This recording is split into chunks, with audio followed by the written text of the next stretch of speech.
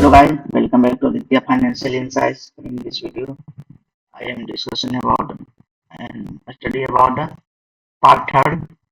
तो guys हम इसमें आपको real life case study and practice के बारे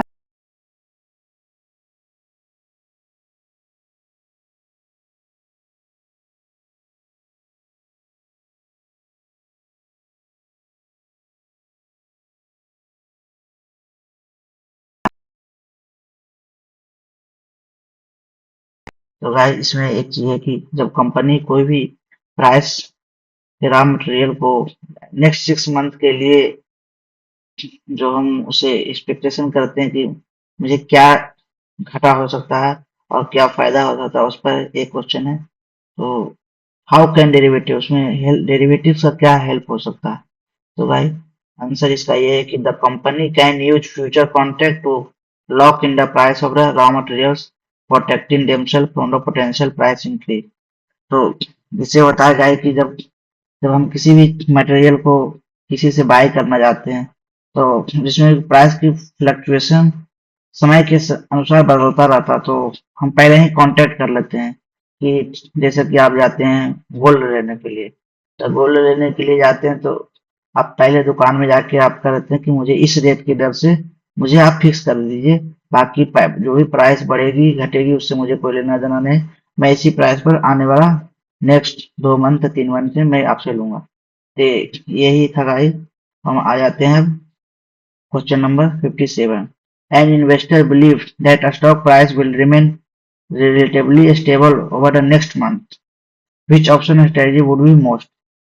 तो गाइस इसमें है कि जब कोई भी इन्वेस्टर स्टॉक प्राइस को रिमेन हमेशा सेम चाहता है आने वाला कुछ नेक्स्ट मंथ में, तो उसमें कौन सा स्ट्रेटजी है जो सबसे मोस्ट अप्रोप्रिएट हो सकता है। तो हम आ जाते हैं गाइस इसके आंसर पर। A butterfly spread would be appropriate as is profit from low volatility in the underlying asset. A butterfly speed ये होता है गाइस, जिसमें बटरफ्लाई में ये होता है कि जब कोई भी सेम ही कॉन्ट्रैक्ट साइज का एक पुट ऑप्शन लेते हैं एक कॉल ऑप्शन लेते हैं और सेम ही एक्सपायरी भी डेट का, तो ये बटरफ्लाई स्प्रेड के थ्रू होता है जो कि समय के साथ कॉल में भी आपका सेम भागेगा और पुट में भी आपका, जिससे कि आपकी प्रॉफिट या लॉस हमेशा कांस्टेंट रहेगा। ठीक है, अब आ जाते हैं 58 नंबर क्वेश्चन में।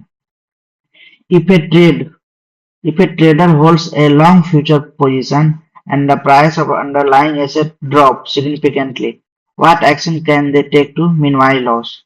इस क्वेश्चन में ये बोला जा रहा है कि अगर कोई ट्रेडर है तो लॉन्ग फ्यूचर पोजीशन को होल्ड किया हुआ है अंडरलाइंग एसेट में, तो अगर लॉन्ग फ्यूचर को किया हुआ है, अगर प्राइस किसी भी सेंटिमेंट के कारण डाउनफॉल आ गया तो उसको बचाने के लिए हम कौन सा एक्शन प्लान करेंगे जिससे कि आपके लॉस को मिनिमाइज किया जा सकता। तो इसके आंसर ये होगा, the trader can take a short future position और use a stop loss order to exit the position. इसकी दो ही विधि है, या तो उसके अगेंस्ट में आप शॉर्ट ले लीजिए या तो फिर स्टॉप लॉस लगा लीजिए जितना आपको क्षमता है सहने की। ठीक, अब आ जाते हैं गाइस 59 में।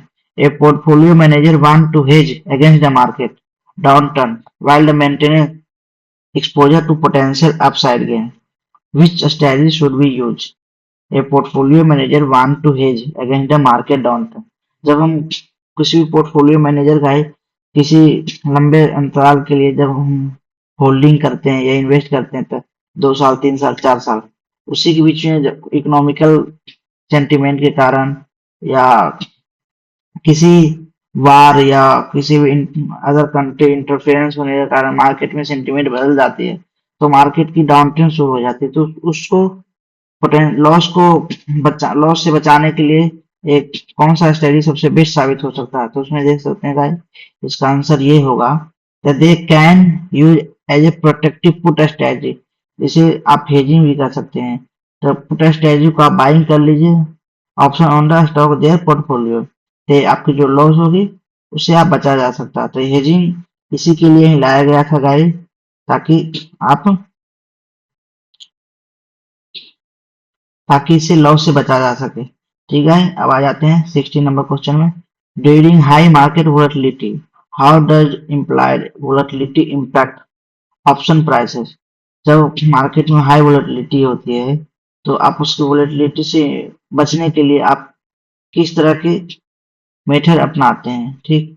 तो इसका आंसर ये हुआ गाइस कि implied volatility increase option pricing as a higher volatility rise the potential for a large movement in the underlying asset. The underlying asset जैसे कि कोई भी स्ट्राइक पॉइंट का, जैसे कि स्ट्राइक प्राइस 1700 है, तो 1700 के नीचे जो भी आपकी प्रीमियम होगी वो अंडरलाइंग एसेट में आ जाती है। तो जितनी वोलेटिलिटी ज्यादा होगी उसकी प्रीमियम की प्राइस भी उतनी ज्यादा बढ़ेगी। तो उससे उसका इम्पैक्ट यही पड़ता है कि अगर ज्यादा वोलेटिलिटी होगा तो आपको ज्यादा इनकम होगा। तो यही इसमें बताया जा रहा है गाइस, ठीक। अब आ जाते हैं 61 नंबर में। A farmer is concern about the falling crop price, how can they use derivative two manage this risk? ये कोई किसान है तो कोई क्रॉप की प्राइस गिर रही है, तो उसको डेरिवेटिव में हम कैसे उसको रिस्क को कम करने के लिए कैसे यूज कर सकते हैं? तो गाइस आ जाते हैं इसके आंसर में, देख सकते हैं। The farmer can sell future contract on their crop to lock in the price insuring a guarantee income regardless of the market fluctuation. तो वही है गाइस कि समय से पहले हम किसी भी क्रॉप को फ्यूचर में कॉन्ट्रैक्ट में जो हम लॉक कर देते हैं कि हमें, जैसे कि प्याज होता है, आलू होता है, तो उस समय जिसमें पैदावार होता है उसमें उसकी प्राइस बहुत लो होती है, ठीक है। तो कुछ किसान होते हैं जिनके पास बहुत उपजाऊ बहुत स्टोर होता है, तो वो एक निश्चित सेल पर पहले ही बेच देते हैं कि हम आपको इतना में बेचेंगे, ठीक। जब मार्केट में कमी होती है उस सामान का तो उस समय उसको सप्लाई करते हैं, तब यही है फ्यूचर कॉन्ट्रैक्ट क्रॉप प्राइस। तो गाइस अब आ जाते हैं 62 में। What is the impact of the interest rate change on derivative link to fix income asset? तो क्या है जो इनकम इंटरेस्ट रेट चेंज होता है on the derivative linked fix income asset में? तो गाइस देख सकते हैं इसकी आंसर ये होगी, interest rate change can significantly impact the price of interest rate derivatives like swap that directly affect cash flow and valuation. जब गाइस इंटरेस्ट रेट चेंजिंग होता है तो उसकी इम्पोर्टेंस तब आती है जब मार्केट में उसकी डिमांड ज्यादा हो जाती है। जैसे कि अभी देख सकते हैं कि जब आरबीआई रेपो रेट चेंज करती है, तो रेपो रेट चेंज करती है तो डायरेक्ट सभी बैंक नहीं चेंज करते हैं जब तक उसको ऊपर से ऑर्डर नहीं मिलता है। तो यही है गाइस, जैसे से अगर इंटरेस्ट रेट चेंज होती है तो उसको हर एक चीज में आपको अप्लाई करना पड़ता है। जैसे कि अभी आरबीआई ने सभी बैंक को ये ऑर्डर दिया है कि रेपो रेट चेंज हुआ है, तो आप अपने एम्प्लॉय को, क्लाइंट को भी आप अपने अभी हाउस लोन में आप उसको अप्लाई करें। तो ये हुआ इंटरेस्ट रेट के चांस चेंज होने के कारण सिग्निफिकेंटली इम्पैक्ट पड़ता है उसकी प्राइस ऑफ इंटरेस्ट रेट में। तो वही इस पर बात किया गया है। अब आ जाते हैं 63 number. How can an airline hedge against rising fuel price using the derivatives? तो हम कैसे किसी भी एयरलाइंस के जो कंपनियां हैं जब फ्यूल प्राइस इंक्रीज हो जाती है तो उसको उससे बचने के लिए क्या मेथड है हेजिंग करने के लिए डेरिवेटिव के माध्यम से? तो देख सकते हैं इसके आंसर में बताया गया है, the airline can buy future और option contract on the crude oil to lock in price and protect against increase. तो गाइस जिस तरह का मैंने पिछले क्वेश्चन में बात किया था क्रॉप फ्यूचर ब्लॉकिंग, उसी तरह ये भी है, ठीक है। अब आ जाते हैं 64 में। A trader want to capitalize on a potential sharp movement in the stock price but to insure of the direction, what strategy should they adopt? The trader can use a straddle strategy by either buying both call and option at the same strike price. Straddle का मैंने पिछले की video में मैंने बात किया था। Straddle वो स्ट्रेटजी होता है जिसमें कि बाई या कॉल को बोथ सेम प्राइस पर हम बाई करते हैं, जिससे कि होता है कि इसमें आपकी लॉस भी कम होगी और इनकम भी, मतलब प्रॉफिट भी आपकी कांस्टेंट में होगा। तो straddle method is best method होता है किसी भी ट्रेडिंग स्ट्रेटजी का, ठीक है यार। अब आ जाते हैं 65 पर। During earning session how can investor use option to speculate on the stock price movement during the earning session? तो हम स्पेकुलेशन ऑन स्टॉक मूवमेंट को कैसे है जो यूज करते हैं कोई भी इन्वेस्टर? जैसे इसकी आंसर ये है guys, investor can buy option to take position on expected price movement based on a earning announcement either through call for a bullish expectation या put for bearish expectation. All right, it's keep building on your question bank here. अब आ जाते हैं guys, अभी हम part number 8 में, जिसमें कि हम डेरिवेटिव्स एंड ग्लोबल मार्केट से रिलेटेड कुछ इंपॉर्टेंट क्वेश्चन करेंगे गाइस, ताकि आपको जो भी डेरिवेटिव एग्जाम का आप तैयारी करते हैं उसमें आपको हेल्प मिलेगा। तो डेरिवेटिव एंड ग्लोबल मार्केट से रिलेटेड यहाँ पर आपको क्वेश्चन देखने को मिलेगा। तो सबसे पहला क्वेश्चन 66 नंबर है गाइस, जैसे कि देख सकते हैं, What is the role of derivative in global financial market? A derivative facilitate risk management, price discovery, and access to international market, allowing participate to hedge against the currency fluctuation, interest rate change, and commodity price volatility. ठीक है, अब आ जाते हैं 67. Explain the significance of currency derivative in the international trade. तो international trade में derivatives का क्या रोल है गाइस, तब आंसर आ जाते हैं, currency derivatives helps business and investor manage exchange rate risk when the conducting transaction in foreign currency ensuring the predictable cash flow. तो guys जैसे कि अभी देख सकते हैं कि इंडियन मार्केट में भी यही देखने को मिल रहा है कि इंडिया की करेंसी लगातार डे टू डे गिरते जा रहा है, जिसके कारण है कि आपकी इंडियन स्टॉक मार्केट में भी जबरदस्त बिकवाली देखने को मिल रहा था। तो उससे निपटने के लिए आरबीआई ने अभी क्या किया, आरबीआई ने भी जो डॉलर की जो बॉन्ड है उसने बेचना शुरू कर दिया, जिससे कि इंडियन प्राइस है, जो इंडियन करेंसी का प्राइस है, जो एक कुछ समय के लिए ब्रेक लगा, जिसका कारण है कि इन्वेस्टर और बिजनेस लोगों को रेट ऑफ रिस्क कम गया। तो ये था भाई। अब आ जाते हैं 68 में, what is the euro dollar future contract? Euro dollar future contract क्या है? A euro dollar future contract allow trader to hedge or speculate on interest rate of US dollar deposit in the bank outside the United States. तो euro dollar future ये होता है guys कि जब किसी भी ट्रेडर हेज और speculation interest rate सिर्फ यूएसए छोड़ के नहीं, आप यूएसए के बाहर भी किसी भी बैंक में आप डिपॉजिट कर सकते हैं। ठीक है, अब आ जाते हैं 69 पर, What are the difference between OTC derivative and exchange trade derivative? OTC and exchange trade derivative में क्या अंतर है? ठीक, तो OTC derivative are customized contract trade directly between party, while the exchange trade derivatives are standardized and traded on the organization platform. तो guys OTC derivative में ये होता है गाइस कि कोई एक पार्टी के बीच में, जैसे कि दो कंपनी के बीच में हो गया, या तो रिलायंस हो गया या तो अडानी हो गया, तो ये दोनों में किसी भी डेरिवेटिव का वो डिसाइड करेगा कि इसका कॉन्ट्रैक्ट साइज क्या होगा, इसका प्राइसिंग साइज क्या होगा। वहीं जब हम एक्सचेंज रेट की बात करते हैं तो एक्सचेंज ट्रेड में कोई एक्सचेंज ही जो उसकी स्टैंडर्डाइजेशन, प्राइसिंग और कॉन्ट्रैक्ट साइज ये एक्सचेंज के थ्रू होता है। जैसे कि इंडिया में एक्सचेंज एमसीएक्स है और एनएसई है और बीएसई है, तो ये हम एक्सचेंज ट्रेड डेरिवेटिव के अंतर्गत में जानते हैं। अब आ जाते हैं 70, how do geo political events affect the global derivative market? जो जियो पोलिटिकल इवेंट होते हैं ग्लोबल मार्केट कैसे इफेक्ट करता है? जैसे कि देख सकते हैं geopolitical events can lead to increase volatility and derivative market impacting price and liquidity of contract linked to affect region of commodity। जैसे कि आप देख सकते हैं गाइस, ट्रम्प टैरिफ इफेक्ट ये सबसे बड़ी जियो पॉलिटिकल इवेंट का एक बेस्ट एग्जांपल हो सकता है। जैसे कि देख सकते हैं जिस दिन ट्रम्प ने रेसिप्रोकल टैरिफ इफेक्ट इम्प्लीमेंट किया था, उस दिन पूरे ग्लोबल मार्केट लगभग 5 से 10% की डाउनफॉल देखने को मिला था। तो जियो पोलिटिकल इवेंट ये है, डेरिवेटिव मार्केट में इसकी बहुत बड़ी इंपॉर्टेंस होती है।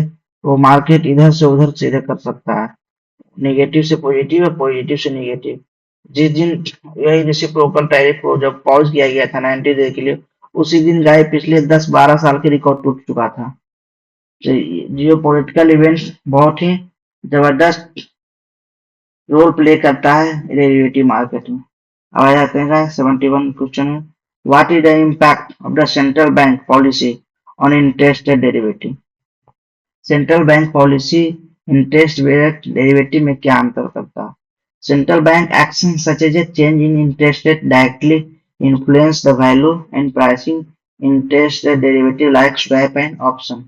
तो गाइस जिस दिन, जैसे इससे आप ये समझ सकते हैं कि जिस दिन central bank policy repo rate change होता है, ये इंडिया हो या यूएसए या किसी और कंट्री में हो, वो दिन देख सकते हैं कि इक्विटी मार्केट में बहुत जबरदस्त बदलाव देखने को मिलता है।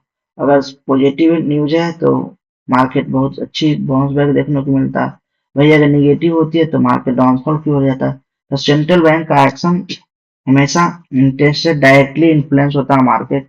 तो यही था गाइस इसमें। अब आ जाते हैं 72 पर।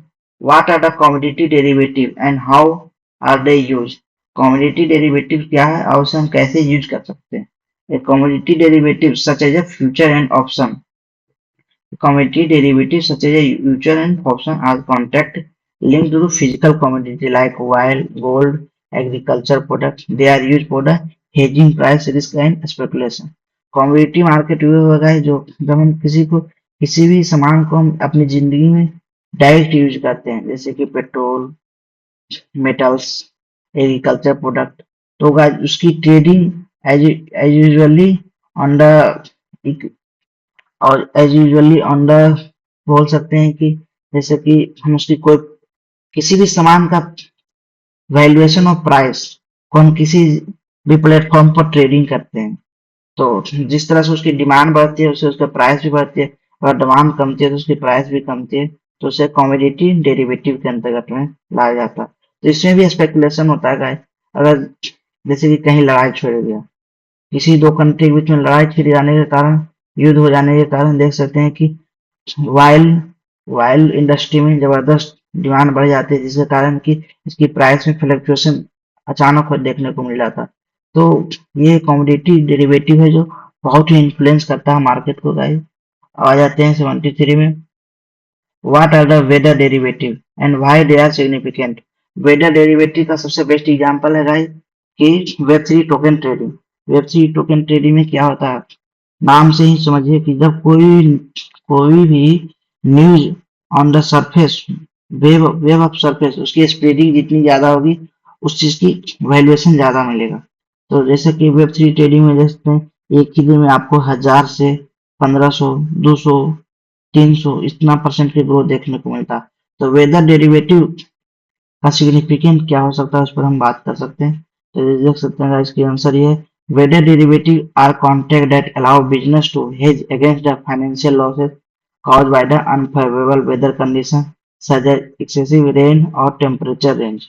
ठीक है, अब आ जाते हैं 74 में। How do derivative contribute to global market liquidity? Derivative global market liquidity में क्या इम्पैक्ट पड़ता है? तो derivative increase market liquidity by enabling participants to trade risk and express the market view without directly buying or selling in the underlying asset। जैसे guys इस question से related मैं आपको एग्जांपल बताने जा रहा हूँ। जैसे कि अभी इंडियन मार्केट में देख सकते हैं कि पिछले 6 मंथ से एफआई लगातार सेल किए जा रहा है, एक से एक रिकॉर्ड टूट रहा है सेल करने पर। तो जिससे क्या कि मार्केट में लिक्विडिटी कम होने के कारण अब देख सकते हैं किसी भी किसी भी कॉन्ट्रैक्ट साइज के जो प्रीमियम होता है उसकी आज बढ़ता ही नहीं है। तो सबसे बड़ा ये होता है डेरिवेटिव का कंट्रीब्यूशन ग्लोबल मार्केट लिक्विडिटी में, इसका बहुत बड़ा उपयोग है गाइस। अब आ जाते हैं 75 में। What is the role of international clearing clearing house in derivative trading? Internationally clearing houses ensure the financial integrity of the global derivative trade by providing counterpart guarantee, managing settlement, and reducing system risk। तो guys क्या है international clearing house of derivative trading? International clearing house ensure करता है financial integrity of global derivative market और providing counter part guarantee. जैसे कि देख सकते हैं गाइस इसके लिए बहुत सारे संस्था हैं, जैसे कि वर्ल्ड ट्रेड ऑर्गेनाइजेशन हो गए और आईएमएफ हो गया, इंटरनेशनल मॉनेटरी फंड। तो ये कुछ इंटरनेशनल क्लियरिंग हाउस के अंतर्गत में आ जाता है, डेरिवेटिव ट्रेडिंग में बहुत बड़ा इंपॉर्टेंट रोल प्ले करता है। अब आ जाते हैं, तो गाइस देख सकते हैं कि पिछले पार्ट नंबर 8 में जो भी था वो समाप्त हो चुका है। अब आ जाते हैं गाइस पार्ट नंबर 9 में, computational model and technology in derivative market. Computational and modern technology में डेरिवेटिव मार्केट से रिलेटेड हम आपको इस लेक्चर में ही आगे और कुछ महत्वपूर्ण क्वेश्चन पर डिस्कशन करेंगे गाइस। तो देखते हैं अगला क्वेश्चन क्या हो सकता है इस पार्ट में। तो सबसे पहले देखते हैं 77 नंबर क्वेश्चन से मैं शुरू करता हूँ। How do machine learning algorithm asset in derivative market trading. तो भाई मशीन लर्निंग का क्या एल्गोरिदम होता है डेरिवेटिव ट्रेडिंग में। Machine learning algorithm can analyse large database to predict price movement, optimise trading strategy and managing risk in derivative trading. तो भाई आजकल मशीन लर्निंग सबसे बड़ा मोस्ट डिमांडेबल सिनेरियो है आजकल ग्लोबल मार्केट में। तो खासकर फाइनेंशियल डेटा में एल्गोरिदम का बहुत ही यूज किया जाता है। Price detection, movement of price ratio. तो machine learning is a very important role play in the asset derivative trading. आ जाते हैं 78 number question. What is the significance of high frequency trading in the derivative market. High frequency के rate पर आप trading करते हैं उसके क्या सिग्निफिकेंट हो सकती है। High frequency trading involves using advance technology to execute trading at an extremely fast speed, capitalizing on a small price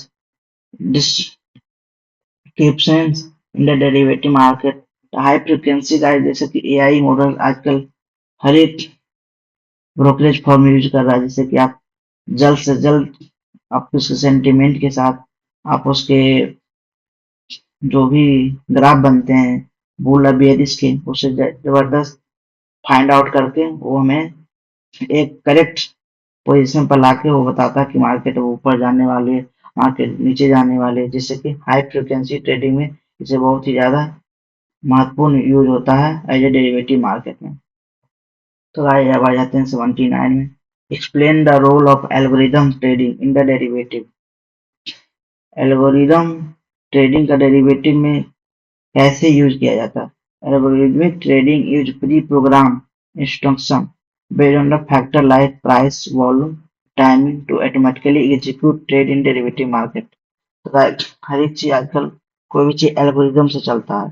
ठीक है, जब हम किसी भी चीज को, जैसे प्री मार्केट पूरा एल्गोरिदम पर वर्क करता है कि आप इतने किसी एक कॉन्ट्रैक्ट साइज पर आप उसको लगा दीजिए, इतना अगर उसके अनुसार जितना पर आप लगाते हैं उस प्राइस पर अगर उतना वॉल्यूम मिल जाता है तो आपके शेयर बाई हो जाएगा, या तो नहीं मिलता तो ये कैंसिल हो जाएगा। तो ये एल्गोरिदम ट्रेडिंग डेरिवेटिव मार्केट में आजकल बहुत ही जबरदस्त यूज होने लगा है। अब आ जाते हैं 80 नंबर क्वेश्चन में। What is the important of blockchain technology on the derivative market. Blockchain technology का क्या ही मेन रोल होता है डेरिवेटिव मार्केट में। Blockchain enhance the transparency and efficiency in the derivative trading by the providing decentralized tamper-proof ledger for the contract settlement and clearing।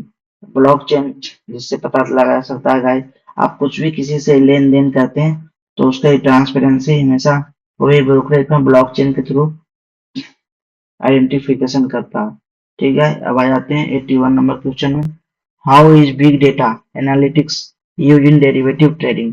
A big data analytics helps trade identify trend, asset management, sentiment, and market informed decision by the analyzing massive volume and financial data। तो guys data analytics आजकल बहुत ही बड़े बड़े industry में use किया जाता है। उसी तरह आप डेरिवेटिव ट्रेडिंग में भी एक से एक डेटा निकल के आते हैं ऑन डेली बेसिस पर। तो ये हमारा बिग डेटा एनालिटिक्स के कारण नहीं आ पाता। बहुत कम समय में हम किसी भी सेंटीमेंट को जल्द से जल्द आइडेंटिफाई कर लेते हैं, जिससे कि फाइनेंशियल मार्केट में बहुत जबरदस्त हेल्प भी मदद मिलता है। ठीक है, अब आ जाते हैं 82 नंबर में। What is the role of artificial intelligence in pricing derivative। Artificial intelligence का प्राइसिंग डेरिवेटिव में क्या यूज है, बताइए दे सकते हैं। इसका आंसर ये होगा कि AI can optimize pricing model by the learning pattern, estimating volatility, calculating fair value of the derived based on the marketing dynamic.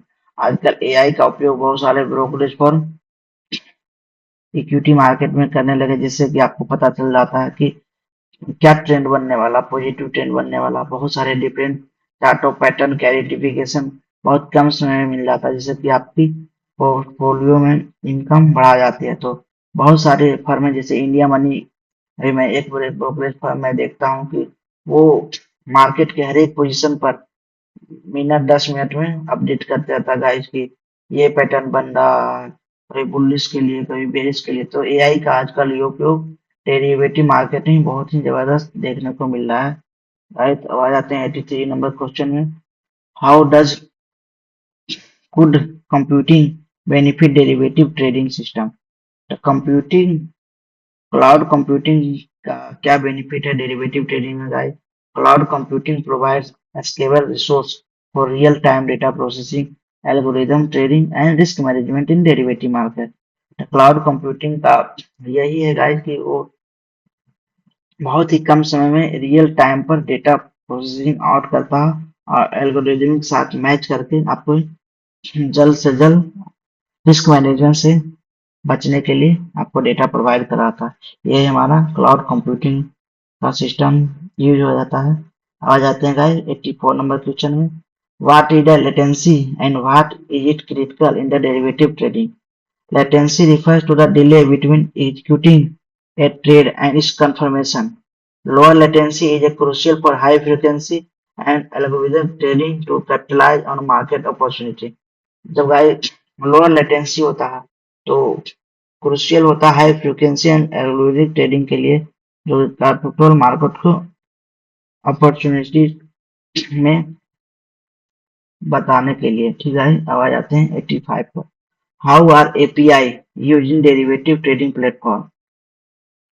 तो एपीआई मतलब हो गया एप्लीकेशन प्रोग्रामिंग इंटरफेरेंस। तो एप्लीकेशन प्रोग्रामिंग इंटरफेरेंस का ट्रेडिंग प्लेटफॉर्म में क्या use होता है गाइस?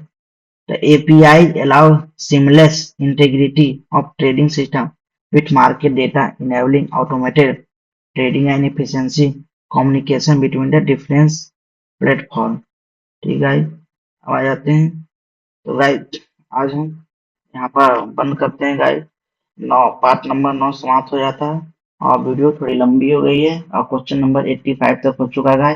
मैंने पहले ही बोला था कि मैं 500 क्वेश्चन का एक कोर्स शुरू किया हूँ इक्विटी डेरिवेटिव में। जो आप भी कहीं भी तैयारी करते होंगे तो डेरिवेटिव मार्केट की एग्जाम देना चाहते हैं तो ये आपके लिए बहुत ही बेनिफिट है गाइस। तो इसी तरह ये आज का थर्ड वीडियो समाप्त होता है और नेक्स्ट वीडियो के लिए आप कल का इंतजार करें। Thank you guys. Latest video information के लिए आदित्य फाइनेंशियल को सब्सक्राइब करें और बेल आइकन को दबाना ना भूलें। अपने फ्रेंड दोस्त के साथ जरूर से शेयर करें और ताकि आपके जीवन में कुछ ना कुछ नॉलेज ऐड होता रहे। Thank you.